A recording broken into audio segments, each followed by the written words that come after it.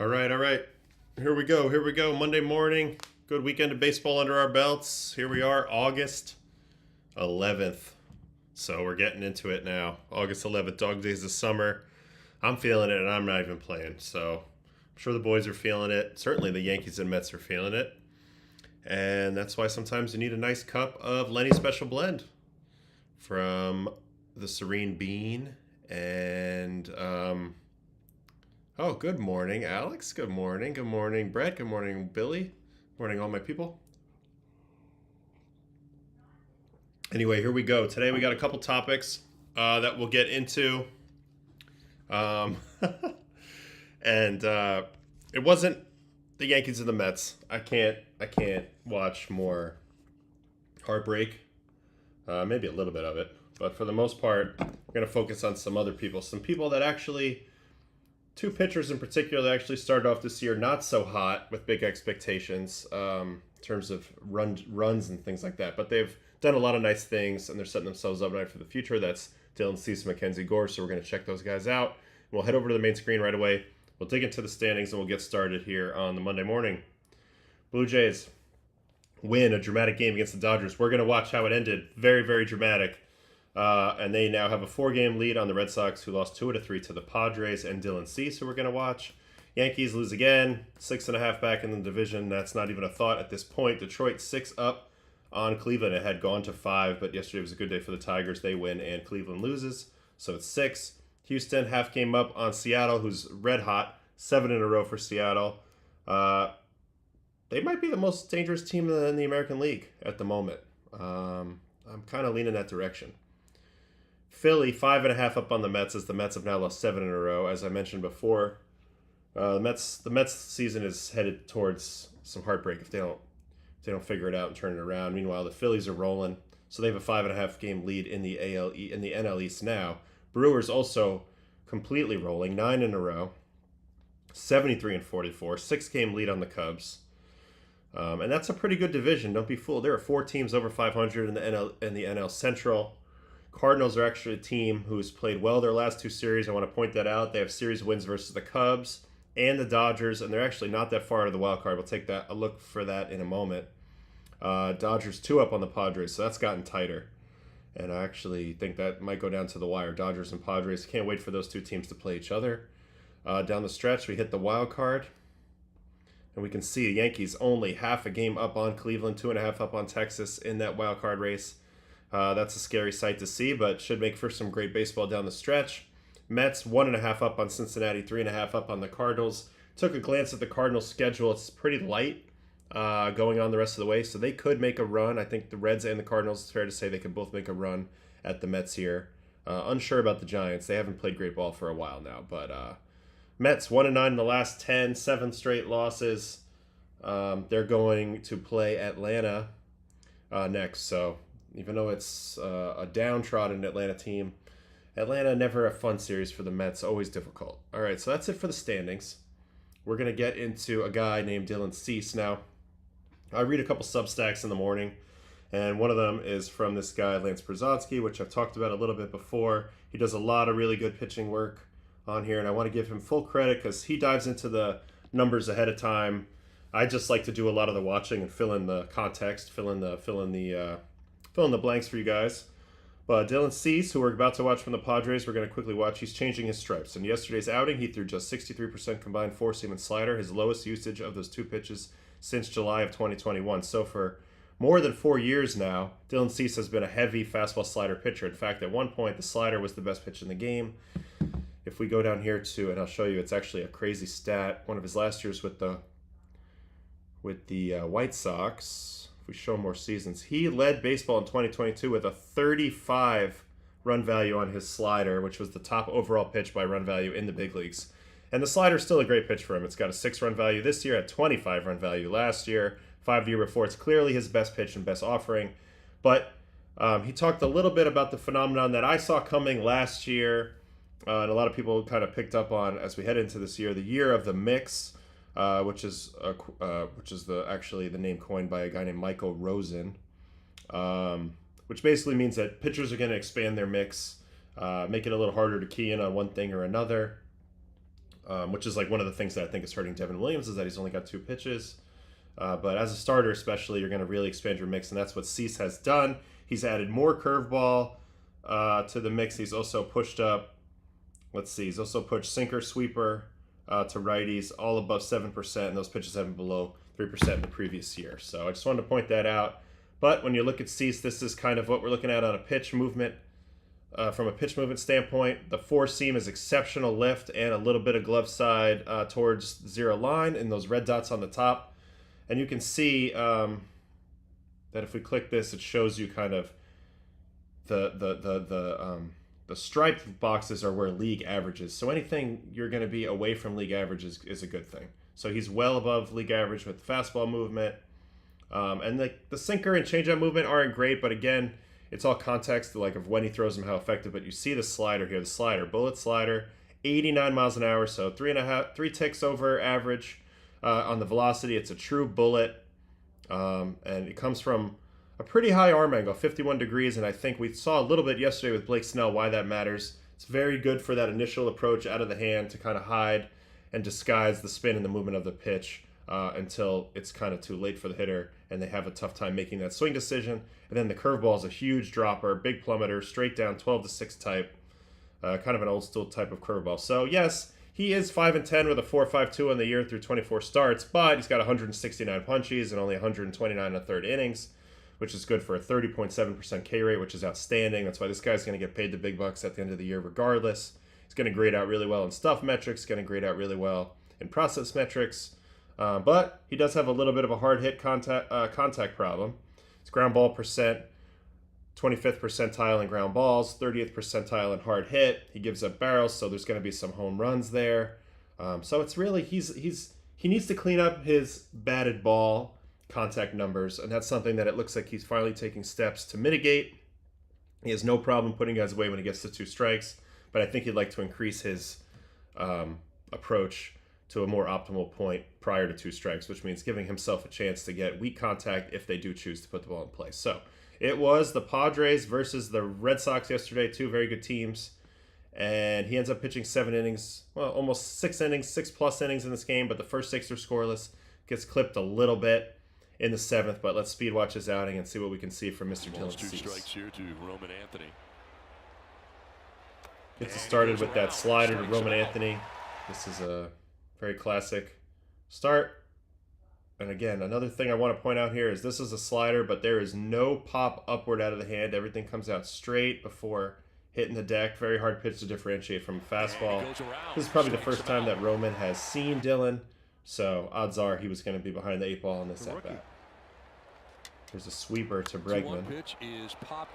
That's the beauty of the sweeper. I used to throw a lot of these, obviously, right on right. You get a lot of these types of contacts. Righties that kind of drip under the ball and kind of sag their barrel trying to hit the sweeper. That's what Bregman does here a little bit. Gets a little sloppy with his barrel. Sags under it, pops it up for a really weak fly out. And there's 2 quick outs, and then he's going to get his 3rd out here from Duran on a fastball. 97.6, so the velo's there. Ball's actually scolded, but good defensive data has Xander Bogaerts in the perfect spot. As you can see, they have him shifted up the middle here, and that's where this ball goes.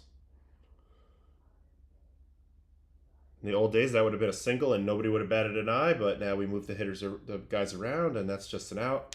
And Duran has to settle with the consolation prize of hard hit and some of his metrics looking good, but he's 0 for 1. All right, 2nd inning, Trevor Story. 4-seam. Now he's a big-time up in the zone 4-seam pitcher. Story leads it off. It lifts one to right field. This ball could be trouble. Back to the warning track. Excellent read and play of the wall by Tatis. I knew that was trouble. That came off the bat decent, 95, but also that right field corner and Petco, it juts in a little bit there, so there's a little moment there where you don't have to hit it as hard to sneak it out. I've seen some balls sneak out over there that were not crushed. All right, Yoshida. This is a 20.7, yep.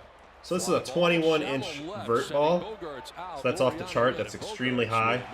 And that's what is going to allow you to throw a ball kind of middle down and get the pop-up. This is not a good location. This is probably Yoshida's happy spot right here. That's middle. But again, that ball resists gravity better than others. Backspins the crap out of it, and Yoshida just gets under it And, you know, he probably felt like he was cutting right through that ball, but the ball just stayed up a little bit. So. Fastball's playing. And now we have 2 outs, and we'll go to Romy Gonzalez, who got the start today, who's been playing really good this year for the Red Sox. I'd love to see a shoe collection. Bullet slider. Gets him to roll it over to Xander. Out number 3. And it's a quick 2 innings. Here comes the first hit of the day. It's on a fastball. 99 on our fastball to Wilyer Abreu. Popped up. Gets the weak pop up. This is just going to be a sun ball. So kind of a crappy hit to allow. And anytime you see a 55-degree launch angle, that's an easy out. So that's the first hit of the game, even though, for my money, that should be a team error. The sun's there. So play accordingly. And then he backs it up with a double play. Nice double play ball right here. Slider is the pitch where he can get grounders. It has good bite to it, and if he keeps it down, guys will hit it in the ground. This is an awesome play. Who is this? Ryan O'Hearn? It's a great play. Ball's got a ton of spin. Stays with it, finds the bag, and makes a strong throw over there to second, where Cronenworth is, and double play. So beautiful there. And now Connor Wong will ground out on a sinker. So this is a new pitch for Dylan. Not a lot of sinkers in his arsenal prior, even though this pitch is up. Doesn't have the same carry. 12.7 inches, where he's been averaging about 19 in this game. So you're anticipating an additional 6 and change inches of vertical break on that fastball, so the guys are setting their bat path to connect to that, and then this pitch doesn't quite get there, it kind of droops under, and you top it to third. So that's where the sinker can really benefit you, especially if you have a good enough four-seam fastball that catches their attention. Fourth inning was an interesting inning. It starts off with a walk to Roman Anthony, which is actually one of Roman's really good things in his skill set, is his ability to not chase and take walks. I noticed that Cora has moved Roman to the leadoff spot, which I think is a good move considering his on-base is so high, even though he's not that fast for a young guy. But then Cease gets absolutely filthy here with 3 strikeouts in a row. First one is Bregman. Dirty slider, wipe out, right below the zone. Duran. Slider. Absolutely, he prints my nice. I also think his slider is more effective when he throws it less to get to 2 strikes. Like if he can find a way to pitch without his slider until 2 strikes, his slider is almost a guaranteed whiff. I mean, that's just heavy, heavy bite. And it works for both sides. When you have that straight down slider as opposed to the left to right or right to left slider, it works great against both lefties and righties, which kind of separates it. And then Story. Also slider. So he punches all 3 on sliders. Swing and a miss, and he struck him out 3 in a row. It's a devastating pitch. It really is. It's one of the best pitches in the league. And I think it's just him, for him to reach his absolute peak and win the Cy Young, which we all know he's capable of, and he's come close before, but for him to reach that peak, it's all about finding a way to get to 2 strikes in a creative way that protects his contact quality, and then getting himself set up to put guys away with sliders and with high 4-seamers with 2 strikes. So he makes it 4 strikeouts in a row with this strikeout of Yoshida. And he actually threw a front door sinker. Oh, and he actually gave a little love to the dugout here. So maybe this is the pitching coach saying we should be throwing some of these pitches, because this is not a normal pitch for him. And it doesn't get back, but anytime you can make an attempt like this, it's pretty tough to hit. Again, when you throw the ball in on a lefty and it starts off the plate in, there's a little bit of hesitation of when to swing because the ball appears to be a ball. And when you realize that it's headed back towards the plate, you get some sort of emergency. You get sometimes you get these emergency type hacks. And Yoshida, that was somewhat of that. He kind of cuts himself off. So that's a nice strikeout there. All right, let's see if this is a legitimate hit, because the first one wasn't. Sinker in. Is a ground ball to third base. Yeah, it's a legitimate hit, because if Machado can't make the play can't be made. But it's a weak contact, which is ultimately tells me this pitch did what it was supposed to do. It's a sinker in on Romy, and it just chews him up. Now, how did he get here? He goes slider, first pitch. This is interesting at bat to watch. Slider, first pitch, nice catch, gets the call, then sweeper. So he goes 2 pitches moving away from him, and then decides to follow up with the sinker in. This is an excellent strategy for weak contact. And he gets it. He just gets a little unlucky with where it was hit, that it was kind of unplayable. But bounces back for a punchy of Abreu. He's throwing gas in this game, too. Up and away swing through. 98.6. Yeah, that's fuel, folks. And then he will get this line out from Cedon. 34.2%. Get some reaching. Gets him off the end. Nice play left by Laureano. Now there's a stat here. What are they showing here? This season, highest whiff rate. Minimum 500 swings. Yeah, Dylan Cease is, for starters, he's leading the league in that whiff rate. So again, it's not a problem of getting whiffs. It's just when he gets contact, a lot of times it's very loud contact, and that's what he needs to fix. He needs to fix his contact issue while maintaining his whiff issue. That's the holy grail for all pitchers. But for him, that's the big deal because he's always been elite with the whiffs. He just has to figure out that contact, and I think that's what expanding his arsenal is really all about. So he goes to the 6th in cruise control here. Up 3-0. Swing and a miss. Strikeout number 7 for Dylan. High slider. Works anyway. Strikeout. And here's Roman Anthony. See if this is a legitimate hit. Yeah, good at bat by Anthony. He's shown a lot, this kid. So now he's on base 2 out of 3 times. That's his job as the leadoff guy. Punishes a high slider with the linea up the middle, 105. Kid's got a great approach. Takes advantage of this pitch being in a very hittable spot. But Cease is going to have no problem because he gets this double play ball from Breggy. Roll over to Xander. Nice turn. And that was big. That got him out of the 6th. Now the 7th got a little hairy. He does walk Duran, which we don't need to watch. And then he gives up this hit to Story before getting the hook in this game. But ultimately, it was a great performance from Cease. Goes 6+ innings. Strikes out a bunch of dudes. Gets a bunch of whiffs. Let's see if I have anything here real quick on. Let's watch his pitch mix from yesterday. Let's pull that up. So we're looking forward to Red Sox and the Padres. We're going to go to player breakdowns, chart options so that it works. And then we go to my guy, who I don't know at all, but I'm calling him my guy, Dylan Cease. 34 sliders, 22 fastballs, 13 sinkers, which is a new thing for him, pushing that sinker up to 15% yesterday. 12 knuckle curves, and then another 8 sweepers. So now he's really got 5 pitches in the mix. He's trying to be more than a 2-pitch guy. The velocity's there, averaging 97.6 on the heater up to 99.4. He was able to induce, 15 whiffs yesterday, 11 on slider. Not shocking. Only 1 on the heater, which was that up and away to Abreu. 2 on sinker, probably the one to Yoshida, and maybe there's one other that we missed. And 1 on a knuckle curve. But his name of the game for him is the whiffs. It's all about that ball in play. Exit velo, and yesterday he took a good step forward with that with only an 88.4 mile an hour exit velo for the game, which for him is a little bit down. So that's a good job. Because weaker contact for him is going to keep the balls in the yard, which is kind of his only issue, his home run rate, because he gets his punches. So Dylan Cease, off to a good start, probably going to get paid. Off to a good start here in August, pitching a lot better lately and trying to get on a run, see if he can creep that ERA under 4 this year, and really break the bank. But he's been really good. I'm a little surprised he didn't get moved at the deadline. But he did it. Padres are right there hanging in. So they're looking at a playoff rotation, it looks like right now, of King, Cease, maybe Darvish. Too bad they don't have Musgrove. So they have a couple others. Maybe I'm forgetting. Let's see if I can find the Padres pitching real quick. I'm curious because I think they're a really good team. I think they're right in it. I know they're both. Oh, Pavetta is somebody. So it's King, Pavetta, Sears.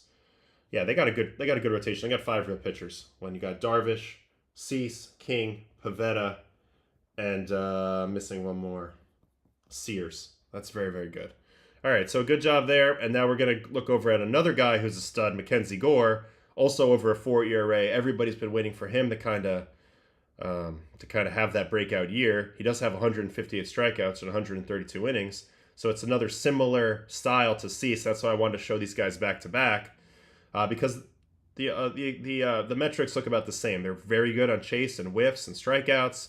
They both could be a little better with their walks, but their big issue is they get hit hard and they don't get a lot of grounders. So that lends itself to some power, some slug, and some things that ultimately take them down. But let's watch a little bit of Mackenzie Gore because he's also added some things to his arsenal as well. He's 50% fastball, and then he's 50% off speed, with the curve being the primary now, and then the slider. change, and he's even mixed in a little bit of a cutter the last few years. This is what it looks like. It's good carry on the fastball from a lefty with excellent velocity. 95.3 is the average. So yesterday it was the Nats and the Giants, and this was the game that JV, Justin Verlander, got his 35th 100 strikeout, but he didn't have a very good game. So I think we're just going to skip all of him, and we're going to focus on Mackenzie Gore and his 10 strikeouts. So let's get into that really quick. So he gets ambushed, first batter of the game for a hit, Helio Ramos on a 96-mile-an-hour heater. But then he gets into his bag, and he starts punching tickets. First one, Rafi Devers. See ya, up and away. Second one, Willy Adames. Curveball. Does he get it below the zone? Pretty close, but that's nasty. That derailed Willie.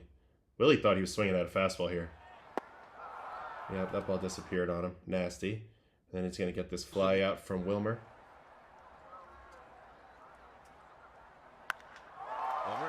That was pretty well hit. Wilmer thought he got it. 102 to center. There's Jacob Young out there. He catches everything. So a little bit of a reward for being in San Fran there. But that's how the first inning ends. Second inning starts the same way as the first inning did, with a base hit from Matt Chapman. Another guy using the other field. That's where the hits are. Base knock. And then he gets back to his strikeout thing again.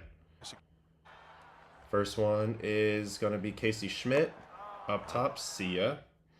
Next one is Jung-Hoo Lee. Another fastball. Let's see if he gets it up and see ya again. Gets him reaching off the plate. So nice pitching there. And then Patrick Bailey. Ooh, he's going to get him with a changeup. The development of this changeup is going to be huge for him. We've seen it with the lefties. Snell yesterday on the stream. Skubal earlier on the stream. Those are two of the best lefties in the game. And when you have elite velo, which Mackenzie does, 96, 95, 96 in this at-bat, and you have good breaking stuff, the changeup becomes an afterthought. But it doesn't even matter the metric. If you throw the changeup in that down and away quadrant, you can get away with not having a lead drop, which he doesn't. 6.7, nothing elite about that, really about the shape of the pitch. But it has good separation off the fastball, about 10 miles an hour, 9 to 10 miles an hour. And if you locate that ball over here and you throw your fastball inside to set it up, that's going to play. So that's something to look forward to as he continues to level up his game. But Mackenzie with a nice changeup there. Third inning, Drew Gilbert. Fresh in the big leagues off that trade from the Mets. He's going to get him with a pop-up on a curveball. There's James Wood. I've been waiting for him to go off so I can break him down because he's one of my favorite young players. But he's been actually struggling a little bit lately. And now Gore's going to get Helio Ramos with a curveball. Nasty.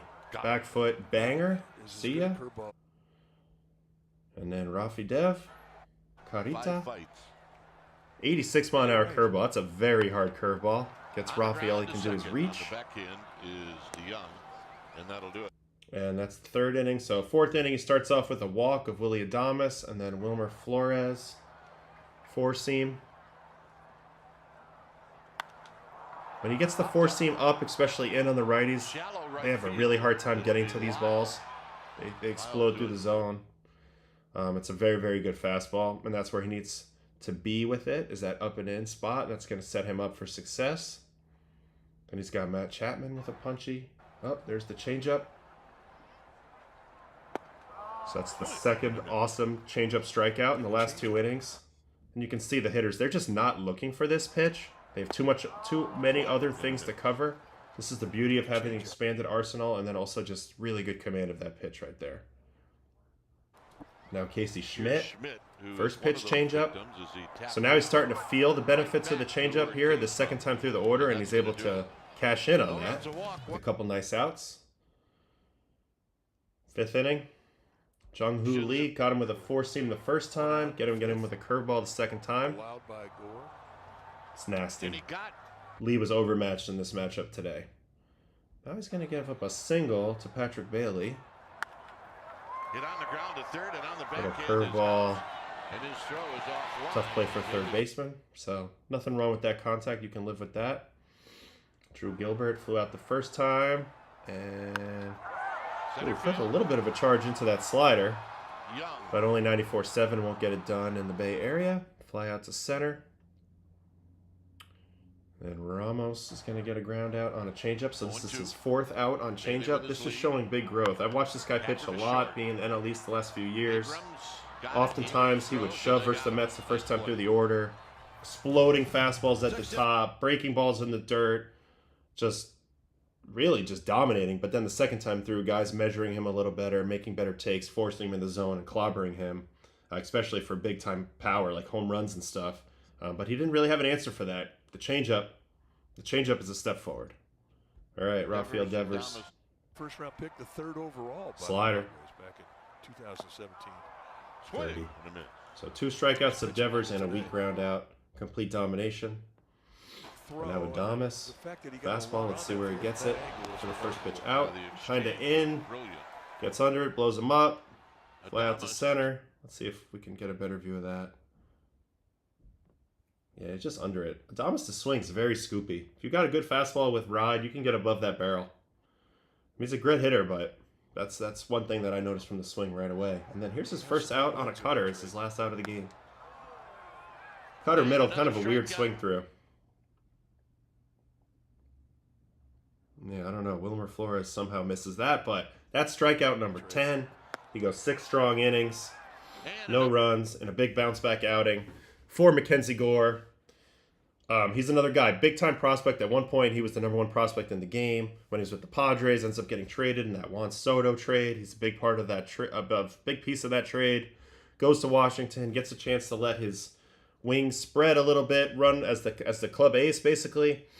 And he's done a great job of posting. 32 starts last year, 27 the year before, 24 so far this year. So he's headed towards another 32 start year and big inning total, big strikeout total as well. But again, it's him trying to find out that magic formula for pre-2 strikes. I also think the changeup is another huge weapon, second and third time through the order once guys are a little more comfortable with the fastball breaking ball combination. So that's a little bit of growth that we've seen. And if there's nothing else that you've seen on the stream the last few days, you really have to realize that the lefty changeup down and away seems to be a huge equalizer and a big leap forward for a lot of guys. All right, so those are our pitchers for the day. Wanted to get into those. Now we're going to get into some kookiness. Diamondbacks versus Rockies. There was 9 hits in a row in the 5th. You can see them. They start right around... Where are they? They start right here versus Tanner Gordon. He had 2 outs and nobody on. And then it goes single, single, single, single, single, single, single, double, single. Which is crazy. By expected batting average, 790, 900, 170, 200, 530, 770, 550, 920, 970. So the majority of these are earned. There's only 2 weak hits in there, which are going to be an Alek Thomas and Tyler Locklear. But let's watch a team get 9 hits in a row, because that almost never happens. So we got to go Rockies and Diamondbacks. And I just want to take a look at this, because this stuff never happens. This is a very, very weird situation. So Gordon here in the 5th. Obviously, he doesn't make it out of the 5th. Can't give up this many hits in a row. Keep going. But 2 outs and nobody on. And let's watch the cavalcade of hits. Here's the first one. Gurriel goes down and gets a fastball. Line drive up the middle. So that's hit number 1. Here's Adrian Del Castillo with a first pitch hit on a changeup. Changeup kind of sat there right in the bottom of the zone.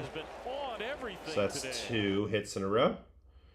Now we're going to have Tyler Locklear on a slider.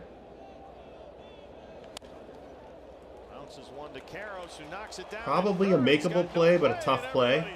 So there's the 3rd hit in a row on a slider. All pitches have been middle down so far. It's the only thing I'm seeing. And then Alek Thomas on a changeup. This was one of the ones that had a low expected batting average. Yeah, that's an error for me. That's an error for me. And what's sad is that's going to cost him a lot of earned runs. This is one of the things that I am not a big fan of with official scorers. A good throw here. He's clearly out. Overruns it, bad throw, whatever you want to call it. That's an error in my opinion. Like if he has the ball here, plenty of time to catch it. Instead, it's a hit. So that's the 4th hit in a row. Here's the 5th one. Ex-teammate James McCann.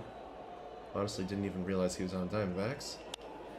Stays inside a ball, flares it into right. There's hit number 5. Here's hit number 6. This is all with 2 outs. This is a crazy rally. Right on right changeup, little bleeder into center. Poor Rockies can't get that play either. So that ended his day. That brought in Ryan Rollison. And here's the 7th hit in a row. This is going to be Corbin Carroll. Man, a couple of these balls are pretty darn close to being outs. But this was a historic inning. I don't think too many times ever 9 hits in a row have happened. So here's number 8, Ketel Marte. First pitch curveball. Literally every single guy in the lineup gets a hit in a row, which is just nuts. That ball was crushed though. Ripped into the corner, easy double. Corbin Carroll smelling a run here. Damn, he's fast. Nice job. And then the 9th hit is a Geraldo Perdomo on a fastball. And the Diamondbacks with 9 hits in a row. Now, the Diamondbacks were the best offense in the National League last year. I wonder where they rank this year. I feel like it's really been the injuries, especially to their pitching, that's really hurt them. Let's go ahead and look at that. Statistics, league batting. Let's just go WOBA, basic WOBA. Diamondbacks are up there. They're still up there. They are 4th in the league in weighted on base. So the offense is still getting it done. It's just the pitching. Pitching by WOBA. This is the bottom of the barrel. They are 1, 2, 3, 4, 5, 6. So this is similar to the phenomenon when I was on the Rockies for a little while. It's like you have a great offense. You have one of the best offenses in baseball. But then you have one of the worst pitching staffs in baseball. And there's just no making up for giving up so many runs. So Diamondbacks, I was a big believer in them coming into the year. I thought they had a good shot to maybe shake things up in the NL. They've had a ton of injuries. They have some bad performances. Zach Gallen hasn't been himself. But that's been really tough for the D-backs. Really tough. They had that magical run to the World Series a few years ago, and they haven't been able to recapture that. So that was the 9-hit inning for the Diamondbacks yesterday. That was kind of a crazy thing. I wanted to see what that all looked like. Pretty much everything down in the zone. A lot of guys using the other field. And a lot of balls that were pretty close to being caught that weren't going to be caught. So nothing really surprising versus there. All right, let's jump into the end of this Dodgers-Blue Jays game because this got pretty crazy. And Mason Fluharty, the rookie, really showed some big cojones in this spot. So Dodgers and Blue Jays. Blue Jays end up with a big win yesterday in this game. So Jeff Hoffman came in to pitch the 8th, goes walk, pop out, pop out. So walk, pop out to get through the 8th. They sent him back out there for the 9th, and he goes walk, sack, bunt, walk. So now it's bases loaded. Mason Fluharty comes in with 1 out to face only the best player in the game, Shohei Ohtani, with a 1-run lead, clinging to a 1-run lead. And this was an awesome at-bat from the rookie. Now, you see, it hasn't been all smooth sailing for him. 5.23 ERA. But this is the biggest spot probably he's come into all year. And this is something you're going to hang your hat on because he does a great job here. So let's watch it. He's going to start him with a sweeper. So a little get-me-over sweeper there. Good first pitch. Ohtani. What do you read off this? What do you read off this take? Wanted to trigger on something in, but I think was looking for maybe the sinker in or something. All right, second pitch, cutter. Cutter up in, says he doesn't swing. That looked like a swing to me. Yeah, the Blue Jays think so. Let's see. Let's see from the side. First of all, again, wants to swing, kind of. Oh my God. This is a swing. Are you kidding me? Oh my goodness. I'm sorry, but that's a swing. Shohei gets the Shohei call. We go to 1-1. All right, back to the sweeper. Here's the 1-1. Nasty. And you can see the way that he's set up on the mound. He's a lefty-lefty specialist. He starts closed, so the ball's completely hidden from the hitter. And then when he lifts, he steps right at the hitter. So at this moment, where does it look like this ball is going to go? It looks like it's going to go right behind the hitter. And he starts it on that path before sweeping it back to the plate. Really hard as a lefty to hang in there against a guy like this. So he gets to the 1-2. And let's see how this at-bat The continues. 1-2. Sweeper, pretty easy take for Shohei, similar to the last pitch, so good adjustment. Here's a cutter. The 2-2. Fouled off. Man, up in. This is a good pitch. Good job from Shohei, but also handcuffs him enough where he can't do anything with it. See, the hands don't get extended. And he kicks it foul, 2-2. I think I might try a fastball above that if I was Fluharty. Let's see what he does. Has the tying Cutter run. again, Muncie see the where the target winning is. run. Another 2-2. Up away. Yeah, I think that was a good choice, and honestly, a Hall of Fame level take by Shohei. Now, of course, the Blue Jays coaches want this. They think it's a strike. But this is going to be a tough pitch. I think he's under it if he swings, but a great emergency hack at the end. Emergency take at the end. Now, where's the bat here? Is this a swing? No, this time no swing. Heck of a take. Heck of a take. All right, pitch 7, sweeper. He's going to go back to his bread and butter. The payoff. We'll do it again. Good spoil by Shohei. I don't know who he's apologizing to, but good spoil. And then he gets another sweeper. This one's hammered foul. So in this spot, do you stick with your best pitch? Do you go back to the fastball? I think in this spot, you got to live and die with your sweeper. I think I would throw one and try to get it down and away. All right, he does stick sleeper. Let's see where he executes it. Wow, trusts himself to go for the chase on 3-2. Throws it below the zone. And Shohei is just, that's just an awful swing, which I love to see. Great pitch. Great pitch by Fluharty. That's the big out. But it's not over yet. You got Mookie coming up next, and you got to get this last out. Last chance for LA. Mookie Betts takes a Cutter away ball. And who would have thought, you know? On a 1-0, Betts. Man, nice pitch up and away. Great catch by Kirk. Gets him to the 1-1. I was going to try to go cutter in. Gets it in. Jams Mookie. Over there. Nice play. Flips it over to Ernie Clement at second. And the Blue Jays get out of town with a big win. This is hard to do. You know, Dodger Stadium was rocking here. When this inning started, he wasn't necessarily hoping to go in the game. He's hoping that his closer, Hoffman, just has a nice 1-2-3 ninth. But he gets to come in the game versus Shohei and Mookie, the best two hitters on their team. Obviously, Freddie as well. Shows huge cojones. Unbelievable job. And that's something that could be something to build off. As a rookie, you're looking for something to build on. It's been an up and down season for him. The Blue Jays have stuck with him. He definitely serves a purpose for them, being a lefty out of the pen and being a really tough matchup. But showed a lot right there. I wanted to highlight that. Fluharty, great job. Way to stay with it with Shohei. Way to keep making pitches. Way to not give in. And eventually got him to chase on that 3-2. And that's another pretty good nugget there. Is 3-2 is actually the highest chase pitch, chase count in the big leagues. It's not 2-2, it's not 0-2, it's not 1-2, it's 3-2. So you got a lot of chase, and sometimes you have to take that risk of throwing a ball out of the zone on 3-2.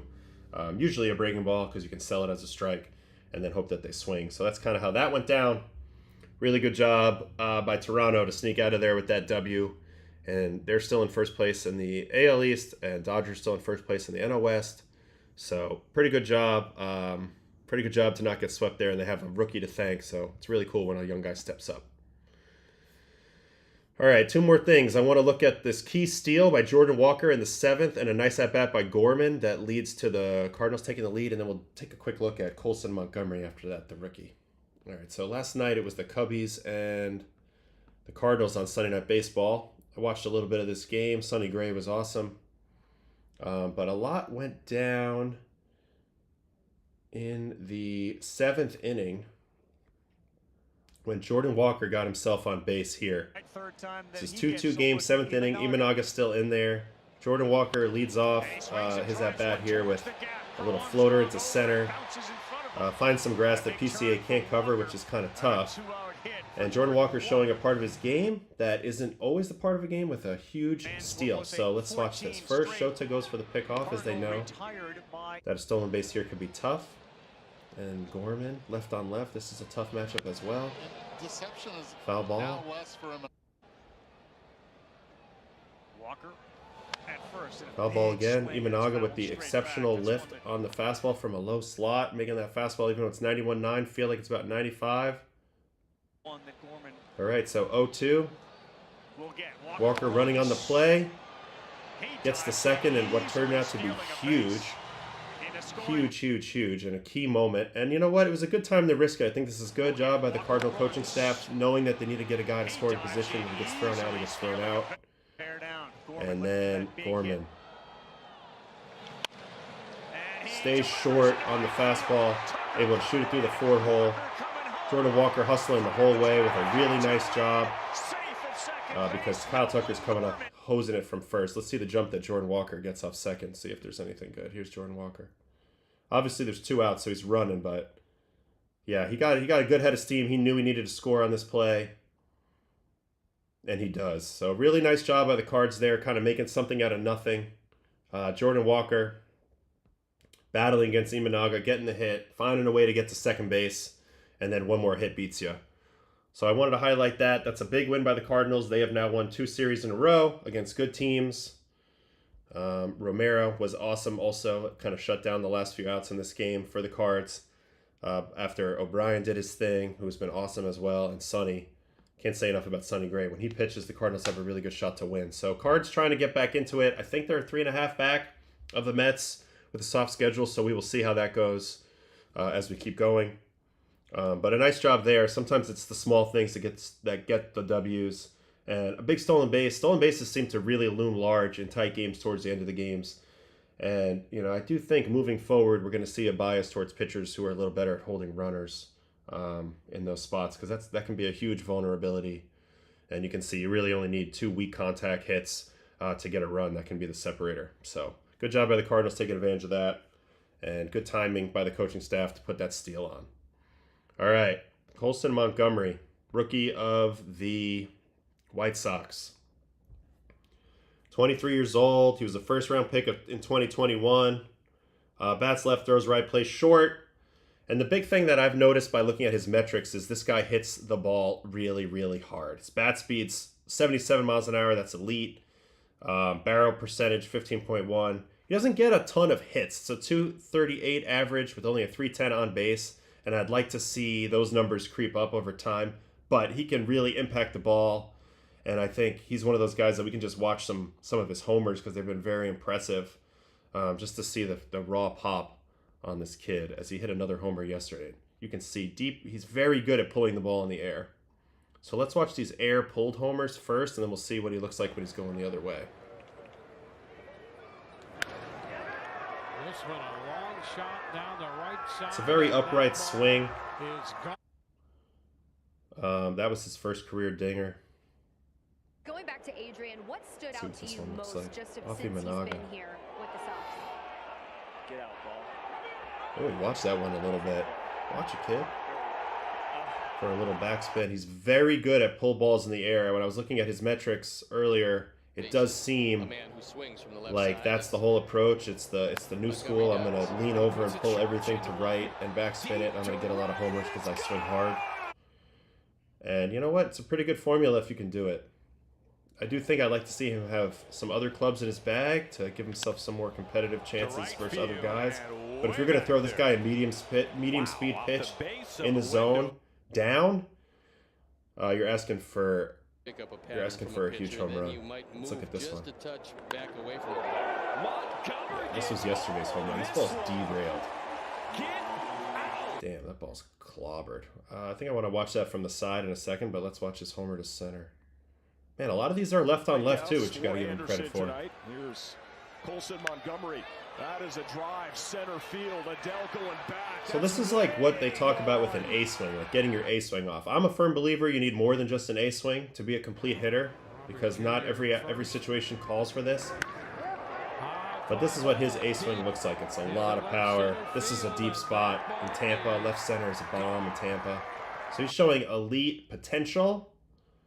And it's manifesting itself in decent numbers overall, but there's a lot of room to growth here with this swing.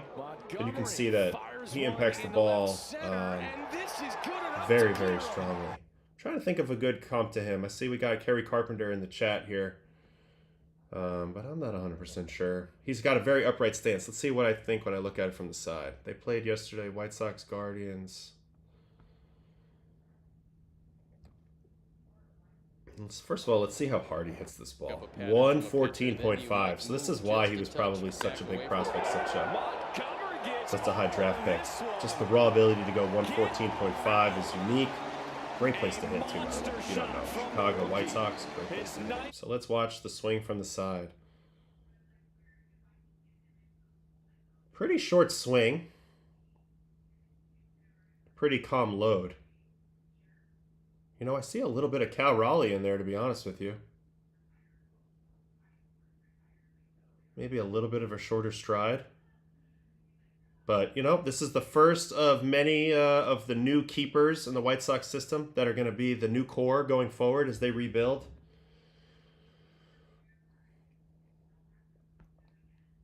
And, you know, got to like what you're seeing so far with the 853 OPS. Again, a lot of it is the power number. So the power's been outstanding.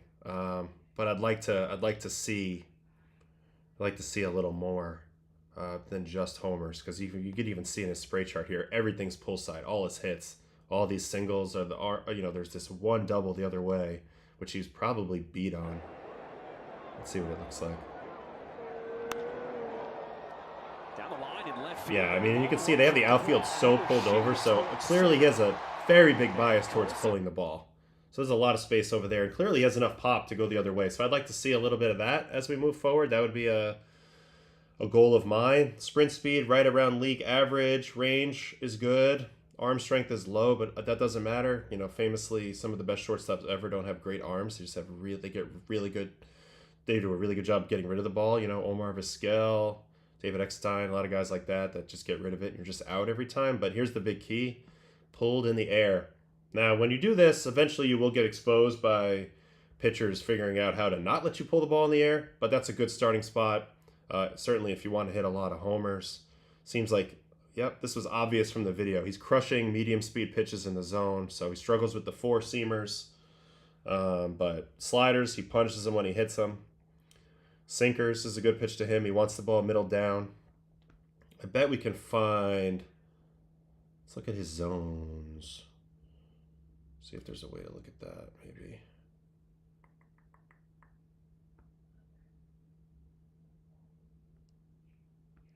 So annoying when my tables don't want to work.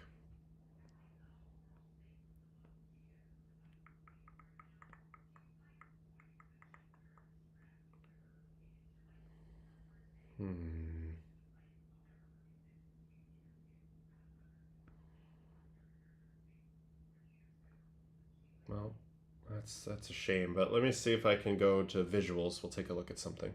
We can find it another way.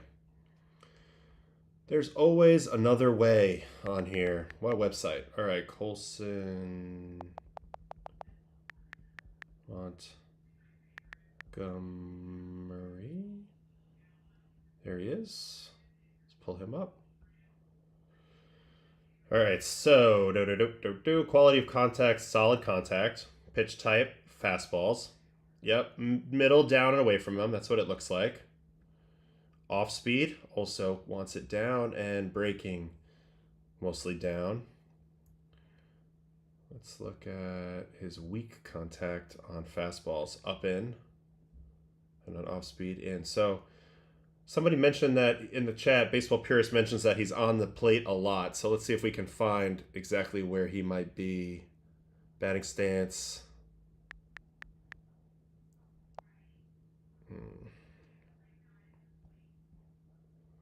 Hold on, we need to have... We know he's not qualifying, so we need 25 swings. Let's update that. And there's Colson Montgomery. All right, there he is. So, distance off plate, 28.4. Distance between feet, 26.1. 14% open. Where does that rank? 28.4 off the plate. He's not exceptionally far on the plate. I mean, he's not off the plate very far, but he obviously wants to pull it. I wonder if he's going to end up getting more and more on the plate as we go. in an effort to make the outside corner look like it's the middle and make the inside, make the middle, make it look like it's in if he really likes it in. But to me, it looks like he likes it more down middle, slightly away from him. So maybe he's good where he's at. Yeah, there's a lot of players more on the plate than him, apparently. I don't know. Good comment. Good to see. Good to check. See what his swing path looks like.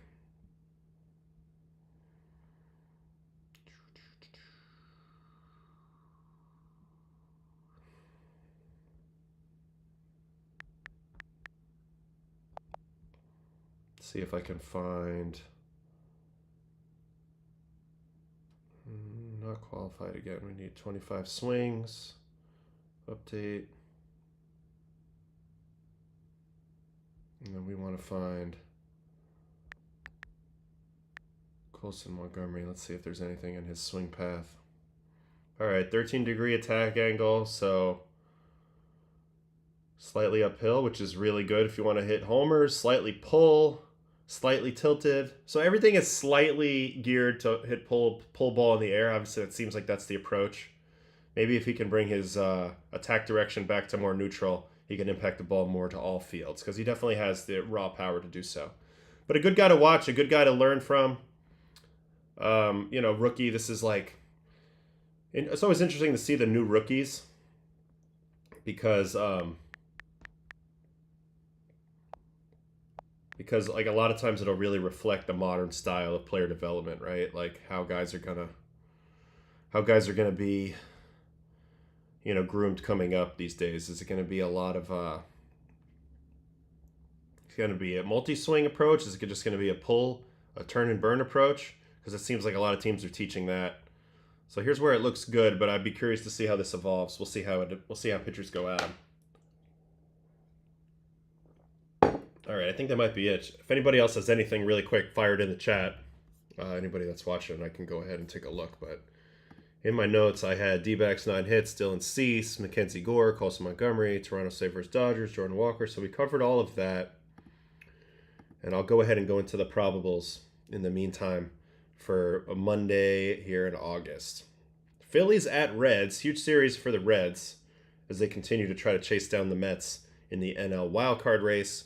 Phillies are rolling, actually sneaky rolling this year a little bit. It's Taijuan Walker. Is there a way I can look at Taijuan? How he's been pitching this year? I know it's been a lot better. Well, Baseball Savant's not sold, but his fastball's been playing, and he is 4 and 5 of the 3.53. Great dude, so I'm happy to see him playing a little bit better. All right, let's go back to this probables. Taijuan versus Andrew Abbott, who I love. So this is a good matchup in Cincinnati. Tough place to pitch, but I'm kind of rooting for the Reds to get back in this thing and make it fun.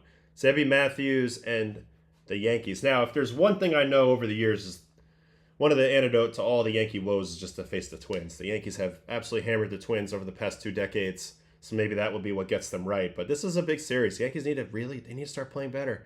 I know that's not a newsflash, but Will Warren on the mound tonight. Cade Cavalli and Bailey Falter, Nats at Royals. Chris Paddock and Elvis Baguero, Tigers at White Sox. We'll see if Paddock has any luck versus Colson Montgomery. Pirates at Brewers. Brewers, can they keep it going? Can they get 10 in a row? They got my guy, Quintana, on the mound, facing Haney. And the Pirates. Rock Show and Cardinals. This is a big key of the Cardinals potentially getting back into it. Is taking advantage of this schedule. They got the Rockies at home. They need to basically sweep this series or at least win 2 out of 3 to keep the momentum rolling. They send Michaelis to the mound tonight. Ryan Nelson and Evaldi. We watched him last week. He's flirting with perfection at this point. 1.38 ERA headed into this game, over 111 innings pitched. So let's see how he runs through the finish line in his last 7 or 8 starts. Crochet at the Astros. So fun matchup here. Javier, I haven't seen him in a while. He might be just coming back. I don't really know if Javier's pitched already or not. Has he? Hold on. A little curious about that. Christian Javier. This guy, threw a dang no-hitter in the playoffs. Guy's nasty. That could be huge for the Astros. Yeah, so this is the first game. So let's see how Christian Javier looks. That might be something to take a peek at today. All right, back to the matchups.